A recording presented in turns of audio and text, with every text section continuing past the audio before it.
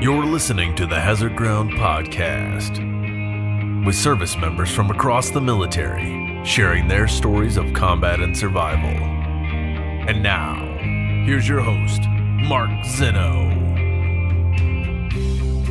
Welcome into the Hazard Ground Podcast. Once again, thank you guys for joining us as you do each and every week. Want to remind you guys, our deal with Amazon is just flat out amazing.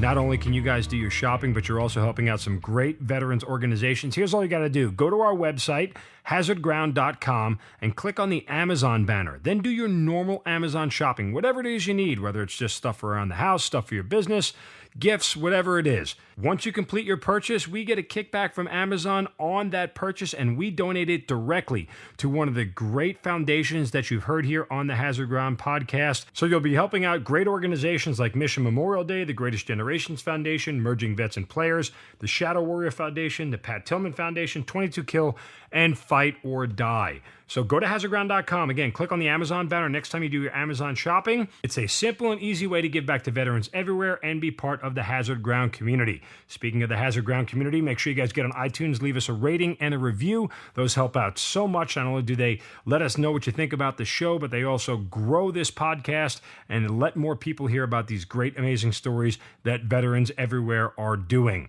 Thanks for you guys' time as always. Now on to this week's episode. This week's guest is actually one of our repeat guests, and we brought him back because, well, not only is the story so compelling, but his latest book, Echo in Ramadi, is just doing fantastic, off-the-charts kind of sales from it. It has gotten critical acclaim for his story of the time in Iraq, where he was a Marine infantry officer leading guys through Ramadi, and we welcome back Scott Huesing to the Hazard Ground. Scotty, good to talk to you again, man. Hey, great to be back on the show. Well, look, first of all, congratulations on the book, Echo in Ramadi. Again, the title, just an amazing story that has really captivated a lot of people. Let's start there for a moment. We do want to go back to, after 24 years of service in the Marines, you certainly have a lot to talk about. But let's go back to Echo in Ramadi and in writing the book. You know, we talked about this the last time you were on. Expectations for this thing, I mean, I'm sure you've exceeded them all, but did you think it would be this good? I was hopeful, but, you know, when I wrote the story, I was really writing it for the Marines and the family. So if I sold 250 copies that they could read and they'd be immortalized, I would have been happy with that. But since, I mean, we did the show before we even launched. And since February, just 5 months in, I mean, it was an immediate bestseller after launching on Fox and Friends. And we've just been so grateful that it's been doing so well, and it's been so great to get out and do signings, but also doing a lot of speaking now and sharing the story, so that this battle and, you know, this story of the Marines and the families is told. And, you know, I always get asked, you know, what's the book about? Because you know, you look at the cover and there's this badass Marine on there. It looks like he's about to kick the door in and break windows. But when people ask me what the core message of Echo in Ramadi is, it's really the power of human connection. It really truly is about the people. And I get so many great emails and instant messages from total strangers telling me how this story impacted them. And they write things like, I had no idea. Even friends and family, they're like, I had no idea you did any of that stuff. So it's really humbling. You know, that human connection that you talk about, I mean, we experience that a lot here on the podcast. You know that. I mean, you and I have become, you know, let's call it friends since we've done our podcast, and we've talked about other business ventures together and things of that nature. But, you know, that human connection is amplified in combat, you know, and that really is something that binds this veteran community together so much. And, you know, I've remarked to you before, I think, you know, and I've said it to other people as well, you know, the veteran community is struggling right now from a variety of reasons, not only because we've been in combat for over 15 years and, you know, the VA is not where we need it to be and the healthcare and everything else. And you see all these different veterans organizations out there, right? And everybody always, they probably do it to you. People say, hey, what veterans organization should I donate to? I want to help out. Which one should I go to? And I tell people the same thing, Scott. I say, listen, you got to do your own research. You got to find a company that's in line with your values and what you want. But, you know, I've talked to you about, I wish we could consolidate some of these veterans organizations, right? I wish we could all, you know, as we talk about economy of force and unity of effort, if we started all working together, we would be better off. But the problem is that as veterans, you know, we see each other struggling and we do the only thing that we know how, and that's take care of each other. And that's where all that comes from. And that taking care of each other, that human spirit that you just referred to before, is born in combat. It's born through training. It's born through working together. And it continues to grow and grow and grow.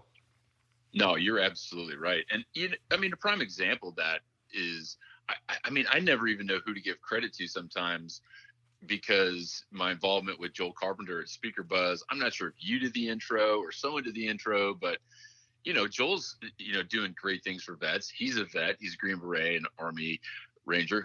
We don't hold that against him, but or you. Thank you. But it's that connection where there's so many circles that overlap, and it's only a matter of time before those circles do overlap within our networks of veterans, those who support veterans, the nonprofits, all of those boutique 501s that I always call them, because they're little niche pockets of veteran support. And that's a cool thing. And I'm with you, man. I think it should be consolidated, because we for the listeners who don't know, me and Mark have talked offline too. And I quote Mark all the time on one of his many rants about the professional sports agencies not, doing right by veterans. That's a whole pod. I don't want a rabbit hole, but it's true.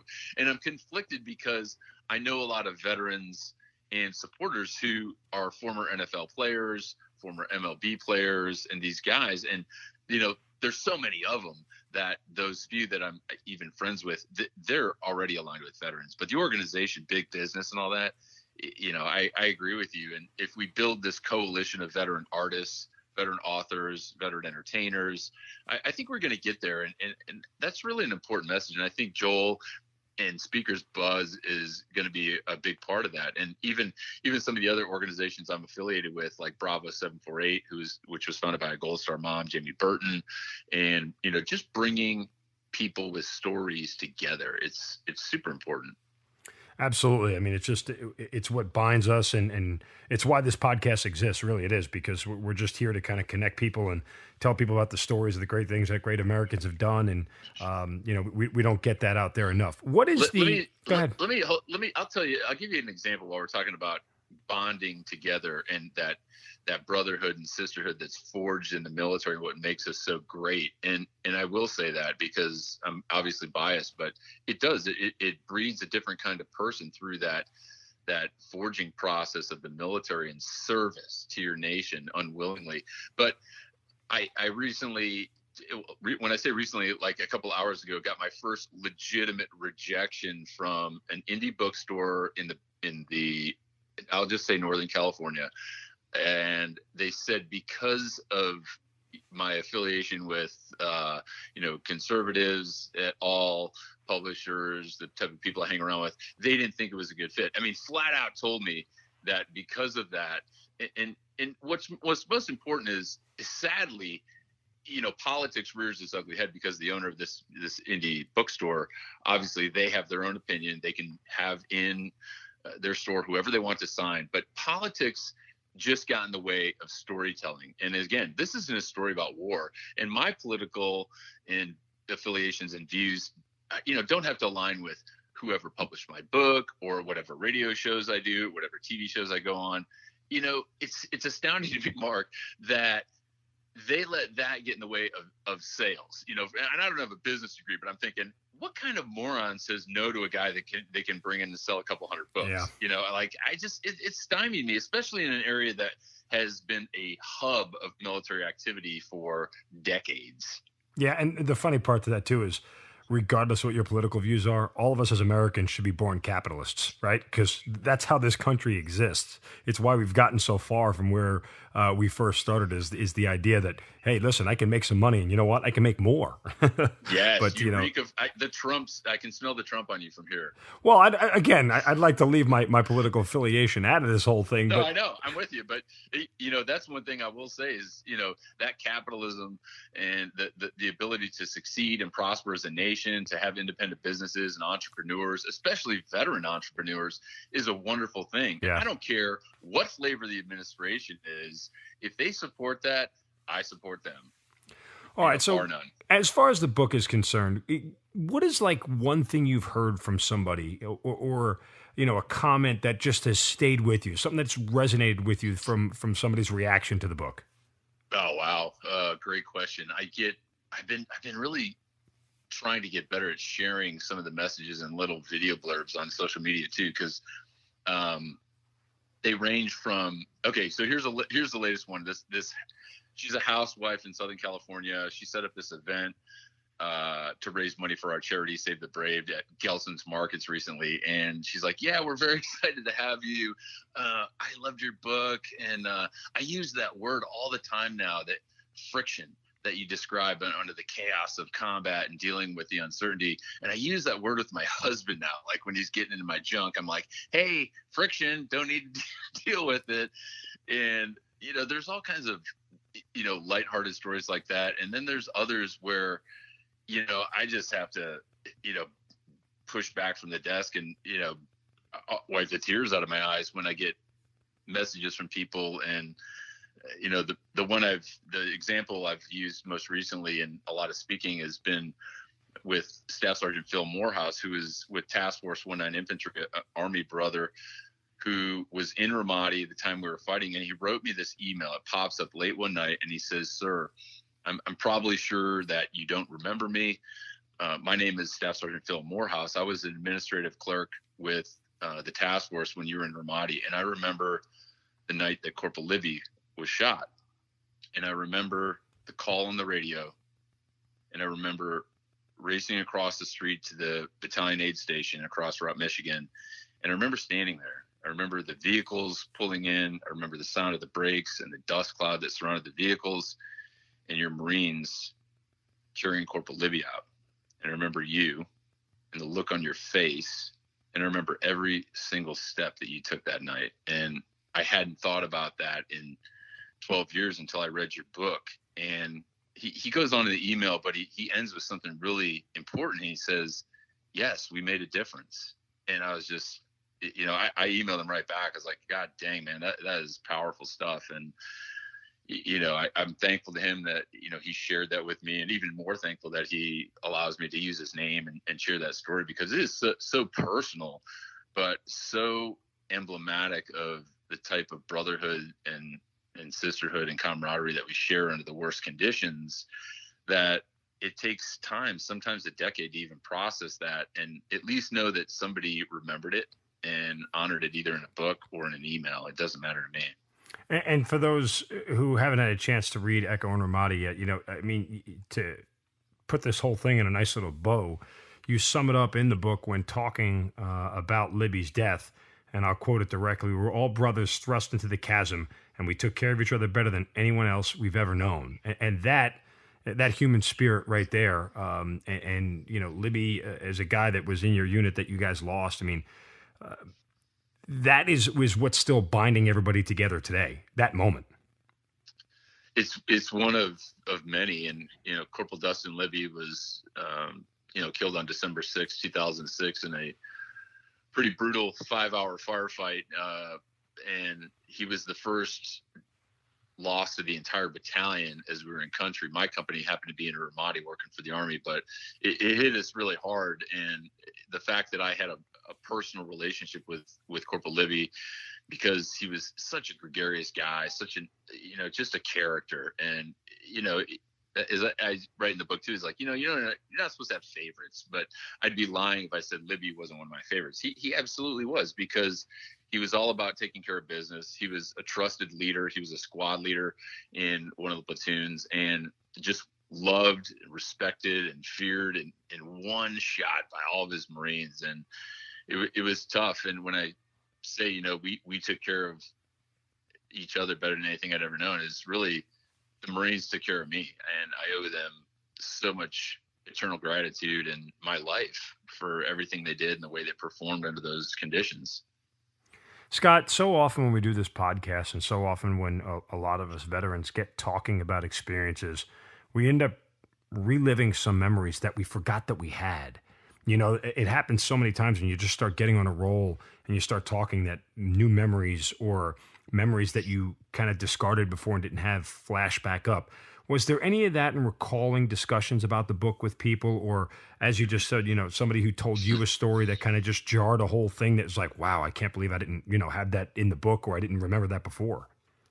Absolutely. I've had so many moments where I thought my memory would fail me as I was writing Echo and Ramadi, but I did over 75 interviews with the Marines and the families and soldiers just to make sure that I got it right. And during that process, that's an amazing part of being a writer and a journalist and being an artist, is you do these interviews and then things creep out and they remind you of a story that you'd either forgotten or you had, especially as the commander of over 250 Marines, you can't see everything on the ground. You can't be in every place at one time. And some of those stories just boiled to the surface. And when I got done asking questions like I did of Sergeant Jonathan Espinoza, I shut up and sat there and started typing. And that story about him being shot and medevaced and the whole Superman pillow and his journey back to Shanghai helicopters and get back to the unit,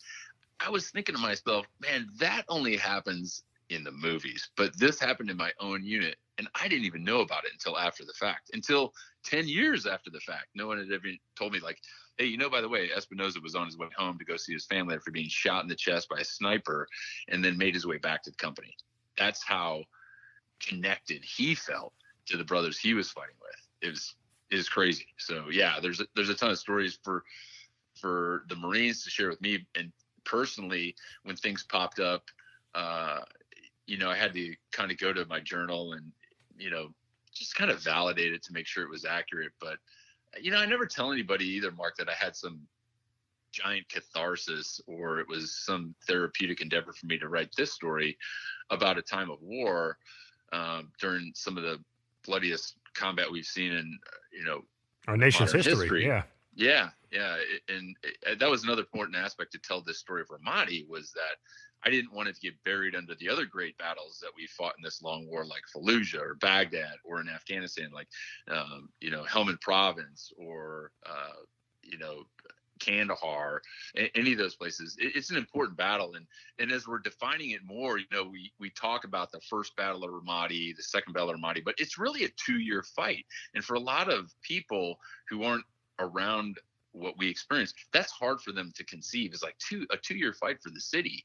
And that was the case as I continue to talk to more and more people that fought there from 2004 to 2006, is that there was this ebb and flow, this sine wave of combat from highs and lows, but everybody fought to gain control of that city, which was the capital of Anbar province. And General Mattis at the time said, if we lose Ramadi, we risk losing the entire province.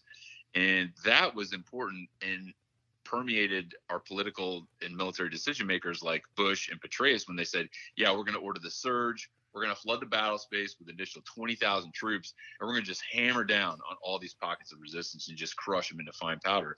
And that's what we were part of during the surge strategy with the 15th MEU, 2nd Battalion, 4th Marines, and Echo Company, which was then chopped to 1st Brigade Combat Team when we fought under 19 Infantry and 177 Armor in the city.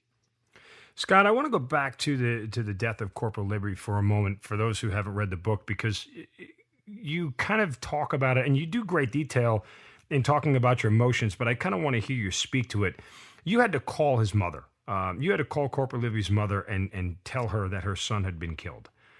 Give me the feelings you had before that phone call, getting through it, and afterwards. And then I don't want to spoil it because I want you to tell it, but what was Corporal Libby's mother's reaction after you had given her that phone call? Well, it was like many, a tough time. It's nothing you can prepare yourself for. I mean, this, there's no class they give you or practice to call the mother of a 22-year-old kid that just died moments before, who was fighting right next to you. But, if something happened to my family or someone I loved, I'd certainly want a phone call, and just writing a letter wasn't going to be enough. And, you amidst all of the emotion and everything else, you also have to deal with the friction of actually making a phone call. It's not like you can just pick the phone up and dial the number. You got to do the time difference. You got to make sure that you're calling the right number. I'm calling from a satellite phone and, graveyard of broken up and blown up Humvees when I had to dial that number. And when she picked up the phone, there's just no way to really describe it than, heartbreaking. And to hear her voice and to hear her listen to me and come back and say that she loved us and that they were thinking of us and they cared for us. It was just, to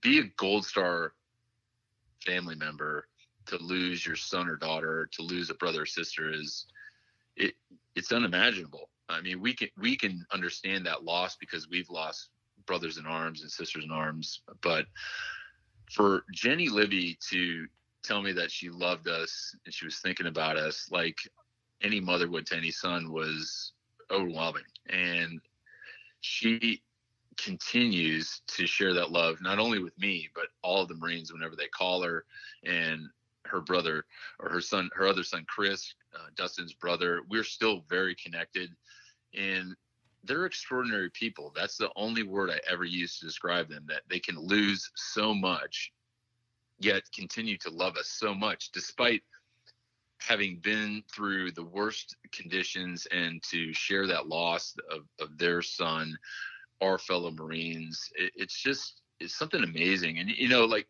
Chris Libby is another prime example. I mean, he's obviously around my age, so we stay pretty connected and we talk. And next week, I'm actually going to be in South Carolina on the USS Yorktown doing an Echo and Ramadi symposium. And Chris is coming to the symposium. He's going to be on the panel with me, along with one of my squad leaders, one of my platoon commanders, and one of my Iraqi interpreters, who's now a U.S. citizen. So you want to talk about connection. You want to talk about staying connected to those you lead. I think there's no better example than what we're doing next week in Mount Pleasant on board the USS Yorktown. And, what's cool about that is, I still feel very privileged to lead these guys and to lead the families, and that they ask for my leadership is something that I don't feel an obligation to.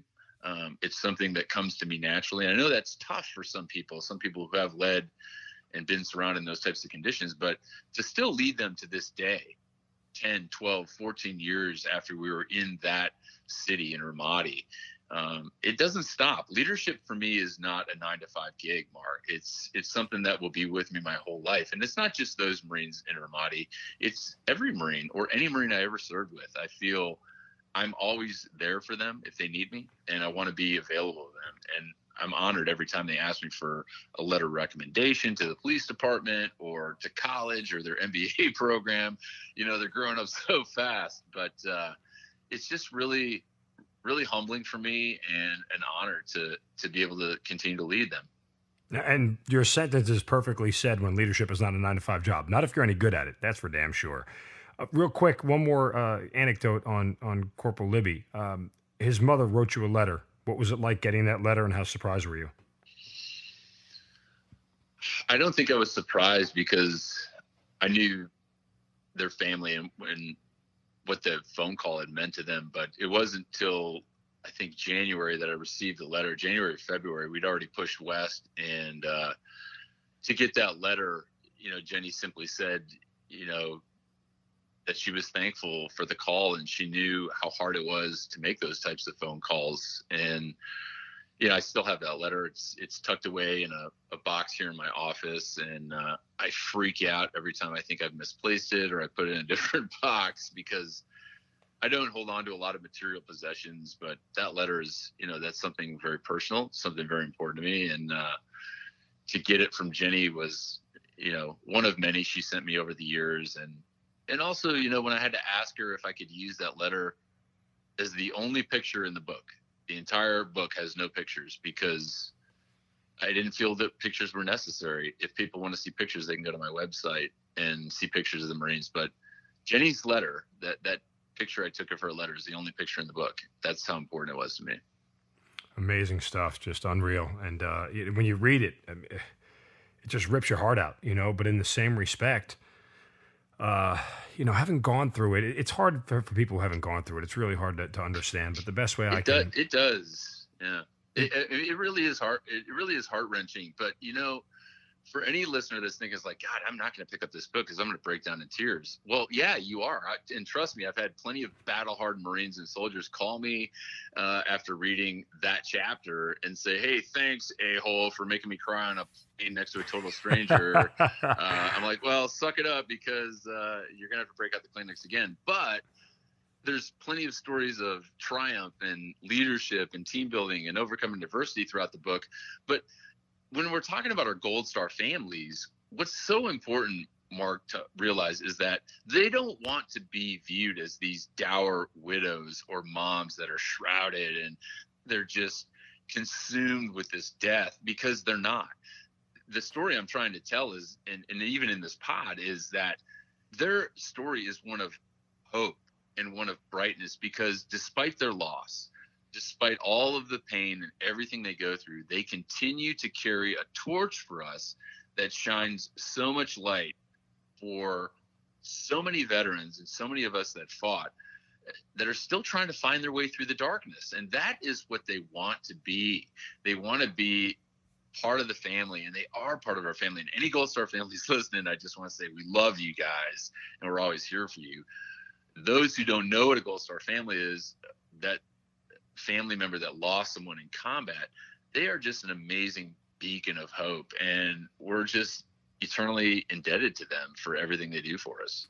Yeah, and if anybody's interested, I'll shamelessly plug the podcast itself. Diane Layfield was a Gold Star mom we had on the Hazard Ground podcast. If you go back to Mother's Day this year is when we released that episode, around that time frame. And I can tell you, I mean, I was literally crying during that episode. As I was recording the thing, it was so gut-wrenching to hear. But in the same respect, there is a motive. There's a grace to it. There is a gratitude to it. There is a just a special kind of feeling that these Gold Star families have, that they are thankful in a way that is just it's hard to comprehend, because they've lost so much, as you've said, but yet they are gracious enough to understand, one, the purpose, and two, that they did it doing something they love and taking care of people that needed them. Yeah. And, again, it all kind of circles back, is the whole reason Diane was on Hazard Ground was her story's also in my book. Her son, Travis, was killed in Ramadi in 2004, 24 months before we showed up in the city. And I met Diane at a special reading at the Marines Memorial Club in San Francisco, and we've been friends ever since. I love her to death, and she's an amazing person. And that's why I said, Mark, you gotta, try and get Diane on the show. It's an amazing story, because not only is she a Gold Star mom, like that's not enough, but Diane has also done so many great things for other Gold Star families, benefits and state legislation, and getting all kinds of, she's just nonstop. I love her. Diane, if you're listening, you're awesome. Let's continue, Scott, with some more from the book, Echo and Ramadi, because, as you mentioned, it'll tug at you several different ways. When you think back to some of the stories that you've told, did they all come across the way you wanted them to? I mean, I know you did a lot of work in the book, and I know that sounds silly to ask, but I mean, sometimes things look different on paper than when you think about them in your head or you say them out loud. Well, people often ask too, like, well, how long did it take you to write the book? And I say 12 years. And they're like, wow, that's a long time to write a book. But all told, it was about a year from start to finish before I found an agent, publishing house. But, I say 12 years because the story would not have been the same had I written it right when we came back. And I think that's what's important to know, is that, my guys and the families had to process. And I think that it just worked out that, I started writing it, around, 2010, 2011. And then I lost it. Someone stole my computer and a bunch of notes. And I was like, crap, man, this is gone. And I was in this deep funk, and the Marines started calling me. They're like, hey, sir, how's the book coming? I'm like, great. Totally lying to them. Hadn't written a word. And It wasn't until I got off active duty. I worked in Hollywood for a little bit and then bought this ranch down here in Southern California. And I said, I'm going to lock myself in my office for the next year and write this story. And then got an agent, and, he sold the book a month later.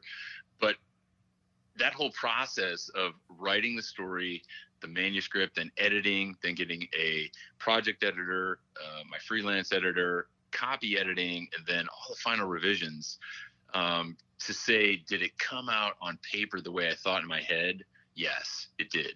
I think the story is exactly how I wanted to tell it, because it's punctuated with these highs and lows and wins and losses of the people and the battle and the dynamics and all of these amazing characters that come through in the story. And that's how it came out to me. So I'm pretty happy with what we put together, and it's such a team effort. And I think my freelance editor Sylvia Mendoza, and just everybody that had a hand in this, and their names are all in the back of the book. I don't have to go through it on the show, but it's important to know that it is a team effort. And I recognize that now as a published author and as a contributing journalist to several online pubs, is that it takes time. And every time I go in a Barnes and Noble or a library, I look around, I'm like, man, I would never read half of these books or even want to, but I totally respect the process that went into getting that tiny little book on a shelf somewhere. It's just a lot of work, but you have to do the work. And I'm working on my second book, and I'm working on another project right now, but you just have to do it. Books won't write themselves. Editors can only edit so much. There's no magic computer, by the way, Mark, that they take your manuscript of 90,000 words and they throw it in, and they're like, yep, it's a book now. It's a back and forth process of late nights and grind and, rereading your work to make sure that your story is how you want it. And Echo and Ramadi is absolutely the story I wanted to tell.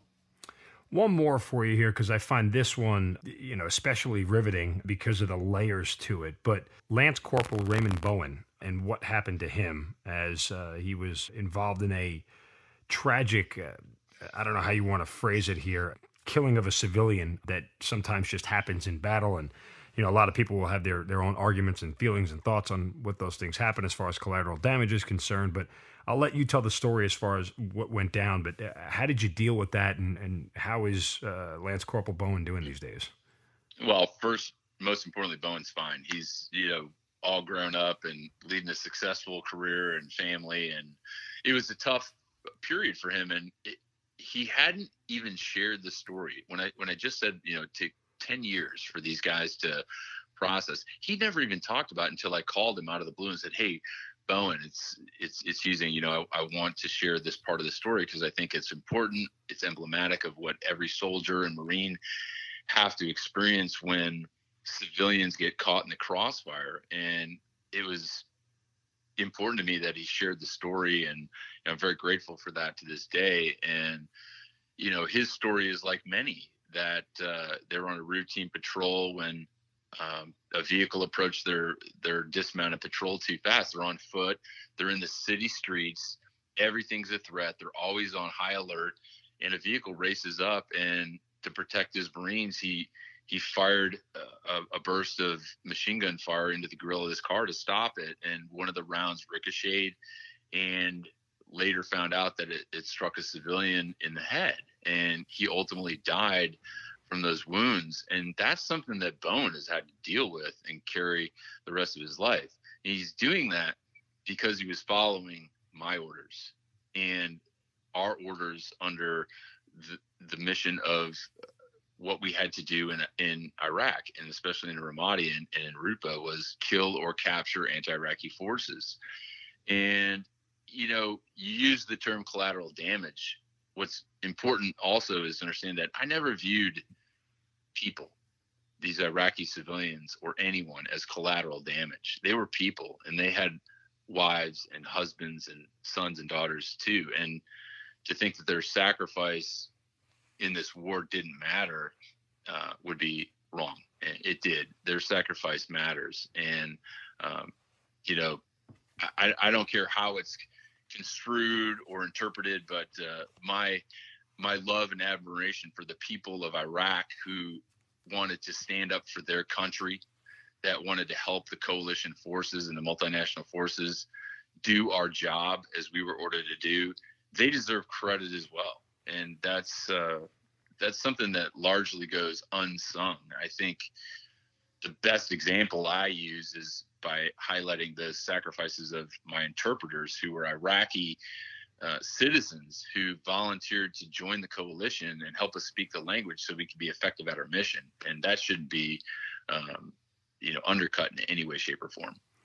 And you say it in 3 words at the very end of that story about Corporal Bowen, Lance Corporal Bowen, is that you end it with, it's never clean. And war is random, war is messy, and as you said, it's never clean. And it's a very dangerous and slippery slope, and we've hit this theme often on the podcast. When civilians and regular Americans get involved in matters of combat without any prior knowledge or any sort of experience in the whole thing, you're taking a very clear set of morals and standards that occupy civilian life that don't apply in combat. Now, I'm not saying everything we did in combat was right. There are clear mistakes that we've made and things that we have done wrong. But what happened in the case of Corporal Bowen, I mean, that bullet ricocheted. It was never intended for the civilian. It could have ricocheted and hit a building. It could have ricocheted and hit the driver. It could have ricocheted and done a whole bunch of different things. But the random, unpredictable nature of war ended up taking an innocent life. And that happens. It doesn't make anybody feel any better, but it's just the cost of doing business in war. And it's why we have to be very, very careful about how we view the context of this war, both of them, the ones in Afghanistan and Iraq, and understand that, the people who are asked to do this, the guys like you and me are asked to go in harm's way, and everybody else who's asked to go in harm's way, it is incomprehensible to the average person who's never done it, what that entails, the emotions of it, the intellect of it, everything that goes in it. It is complicated and messy, and as you said, it's never clean. No, and it's not a cost either. It's such a tragedy when that happens, but it's something you train for, you try and avoid it as best you can, but it's such a dynamic and ever-changing environment when you're thrust into that type of environment where you're literally trying to protect your life, you're trying to protect the lives of civilians, your fellow Marines and soldiers, and you're trying to kill bad guys who are hiding amongst the people trying to kill you. And they're trying to kill civilians. I guess, mess is the best word I could find in my limited, vernacular to describe it. It is a mess when you break it down, because there's so many variables that go into that. And that bullet that day, you're right, could have gone anywhere, but it didn't. And unfortunately, a young 19-year-old kid has to live out the rest of his life dealing with that mess. Did he ever express any of the feelings and emotions to you? Did he ever express anything that still bothers him about it or anything like that? It all bothers him. No right-minded person that has any semblance of compassion or humanity could not let it bother them. And Bowen is an example of that. It surely bothers him. And, he could pull himself, apart from the rest of society and beat himself up about this. But at the end of the day, he also realizes that his number one priority was protecting his Marines, and protecting those Marines ensured the safety of an entire city that we were in charge of protecting, to provide peace and stability and security to, because without those things, Iraq wouldn't be where it's at today. Their democratic state, the elections, everything they're doing to try and continue to improve their state of government, their way of life, would not be possible if it were not for the brave actions of guys like Raymond Bowen. That's just how granular it gets when you look at it from macro to micro, in my opinion. Do you think that in certain cases that memory and experience is tougher to deal with than other ones, whether it's your buddy getting wounded or you having to choose to take the life of another combatant, an enemy combatant, because even that sticks with certain people? Well, I think all of those pieces of trauma that these young men and women have to deal with, and you know this, is they're 18, 19, 20 years old. And I was a 34-year-old captain, 35-year-old captain at the time. So I had a ton of life experience. I had more training. And the way I processed those pieces of trauma was vastly different than that of a 19-year-old kid who just graduated high school the year before. I mean, that's the context people need to remember is like, they just graduated high school and they've got a year in the Marine Corps, and then they're thrust into this foreign country, speaks a different language. Guys are trying to kill them. Cars are trying to blow them up. And there's this 35-year-old captain ordering them to do these superhuman acts in the face of great danger with complete uncertainty around them. And they did it. They did it well. And had it not been for their sacrifice, for their bravery and the heroics of these young men and women, we wouldn't have all of the freedoms we enjoy today in America. So the lens at which I looked at those events, those pieces of trauma, and how I process them are vastly different than that of an 18, 19-year-old kid who just graduated high school. And that I will say this, Mark, is that's probably one catharsis I had, if you want to call it a catharsis, is that I never really realized that they were just kids until I wrote the whole book, and I'm going through the chapters. I'm looking at the characters. I'm looking at my whiteboards in my office. I'm like, God dang, man, they were young. They were so young. And yet what I was asking them to do, what you asked your soldiers to do at such a young age, is just a remarkable task. It's nuts. To say it redundantly, you don't realize how much experience is experience until you have the experience. I mean, like, seriously, that's what it is. Because when you say it, I think back to my first deployment, too. I might have been 25, 26 years old when I was, my first deployment, 05, 06. I can't remember exactly how old I was, but I didn't have to do the math. But regardless, when I got to my second deployment and I was in my early 30s, well, now I look at it and I look back on it, I go, the way I handled things in my second deployment was vastly different from my first. And the way I handled things in my first, had I been 7 or 8 years younger and been a teenager or not even old enough to buy a beer, if that person would have went to war at that point in his life, I mean, who knows how I would have reacted. I couldn't even put a finger on it to figure it out, because it's just, the leadership portion of it is one thing, but the actual, the soldiering portion and leadership portion of war is one thing, but the actual physical portion of war that we all have to go through is all only through the prism that we see it, right? I mean, it's different for everybody. Oh, yeah, spot on. I mean, again, it's that lens at which you look at things. And, we're at a position in life now. I think you're a little bit younger than me. I don't know. I'm a Gen Xer, so it's, I'm only slightly better looking than you, though. That's all that matters. This is true. That's why I don't know. That's why Mark always puts a faux photo up on the podcast of some random dude, not just me, because he doesn't want any competition, which I respect. And that's an Army Marine thing, by the way. Exactly. It goes very deep and way back. But we regress. Yeah. It's age and wisdom and experience. They play a large part in what we do. And I think until you get to that certain stage in life, and when we were doing what we were doing, man, back in the deadly streets of Ramadi or wherever in Iraq, wherever the game was on, is you don't have time to reflect in these esoteric discussions like we do in a podcast at the comfort of our home in New York or in Southern California, and we do what we do based off of the experience we have on hand, and sometimes that's just got to be enough, because as you know, in the military, you can't train for everything. You can train for the fight at hand. I think, what we were dealing with in Iraq and still are today, which is important. We're still in Iraq. We still have a footprint there. We're still fighting ISIS in pockets near the Syrian border, but and in Afghanistan to a degree, in the Horn of Africa. But we can't train for everything, and you have to make do with what you have. And I think that bleeds over into any endeavor, whether it's the private sector or, the military. Is, you're trying to accomplish the mission at hand. And for us in that situation in Ramadi or wherever else, it was cut and dry. We were there to kill or capture anti-Iraqi forces, and everything else was a secondary benefit. In the macro picture of the book, what shaped it the most? Like, what was the thing that the overarching theme you went to it writing? The people. It had to be about the people. It was important to me that their voices came through, that they were understood as people that they could connect to,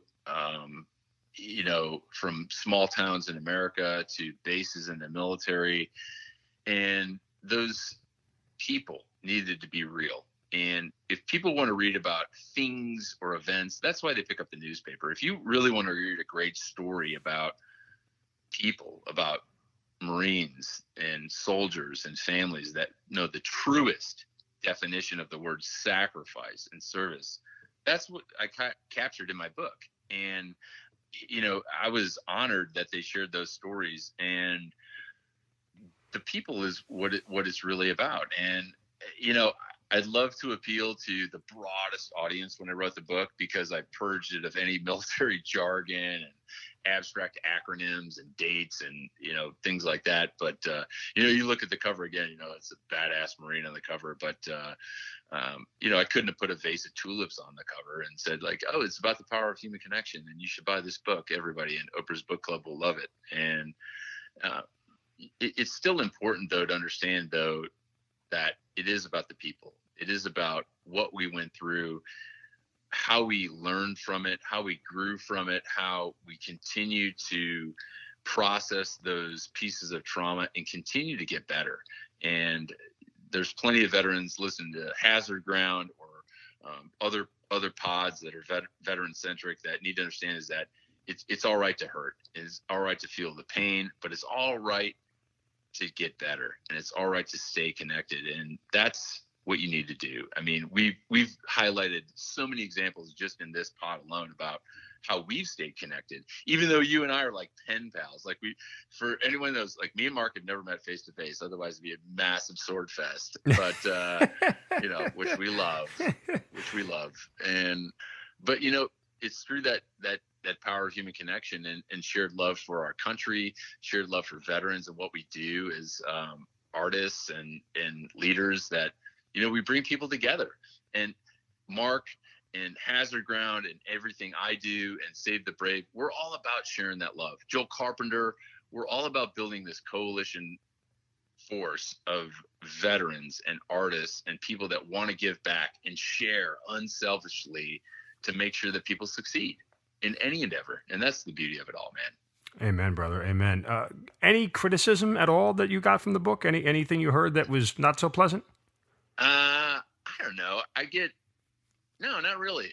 Good. I mean, aside from like the 5 non-positive reviews out of the over 150 positive reviews on Amazon. And if you're listening to the show and you've read the book, go to Amazon, leave a 5-star review if you love the book, leave some comments. If you hated the book, leave a 5-star review. And tell me why you didn't like it. Beautiful. But leave a 5-star review because it helps veterans and it helps Save the Brave, because a portion of the proceeds go to Save the Brave to help veterans with PTS. But, I get a negative review from a guy and then, you can't read into the hate, man. And haters are going to hate.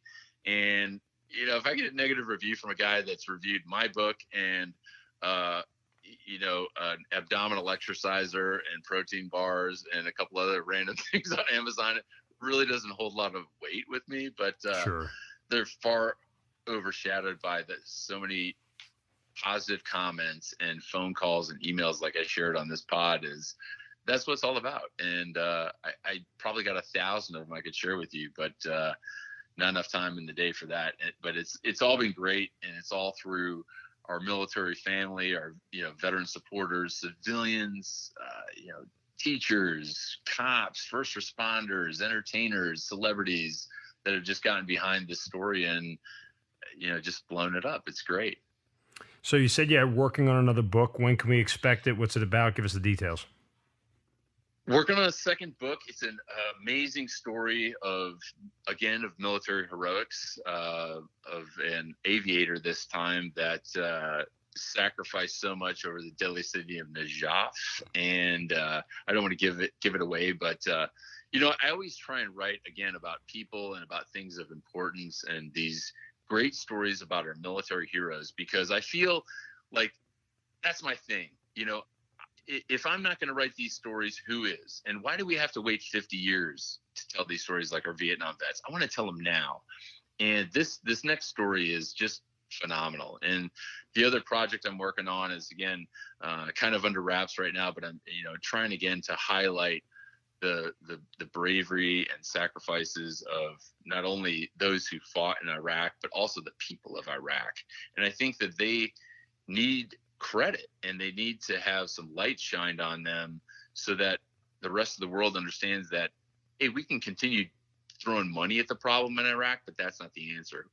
The answer to the problem is we have to show them what right looks like, and we have to do the right thing and really put some skin in the game. So, at the beginning and the end of every day, Mark, I wake up and I go to sleep knowing that I'm helping veterans. And I think a lot of people think, well, I got to help a bunch of veterans. I got to help 100 or 1,000 or 10,000. No, if you help one each day or each month, you've done more than most Americans will ever do.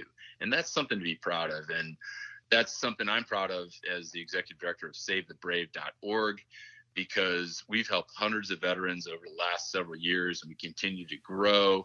We continue to bring veterans together that have experienced all the stuff we talked about in this pod in a safe environment where they can share their own stories and really help the healing process. And I think that's something probably that I'm most proud of and to be a part of. Well, if you want to help out, again, SaveTheBrave.org, or pick up the book Echo in Ramadi. You can find it on Amazon. It is absolutely worth your time, every single moment of it. And again, it'll do more than just give you some context on the war in Iraq. It'll talk to the human condition and the human spirit. So once again, Scott Huesing, we thank you so much for your time. Obviously, brother, it's always great to talk to you. You and I could do this all day long, all night long, and never get bored. But certainly we appreciate you coming on the Hazard Ground once again. Yeah, Mark. Hey, thanks to you. Thanks to all the listeners. Thanks to Matt Pasquarella, who's your producer. Yeah, he's like the silent guy behind this whole thing, but he deserves a lot. Man. He does. He deserves all the credit. Love you, Matty. Hey, keep up the fire, brother. Semper Fi. You've been listening to the Hazard Ground Podcast, hosted by Mark Zeno and produced by Matt Pasquarella. If you have an interesting story to tell and you'd like to be on the show, send us an email at hazardgroundpodcast@gmail.com. And if you like the show, don't forget to subscribe, rate, and review on iTunes. Thanks for listening. We'll see you next time.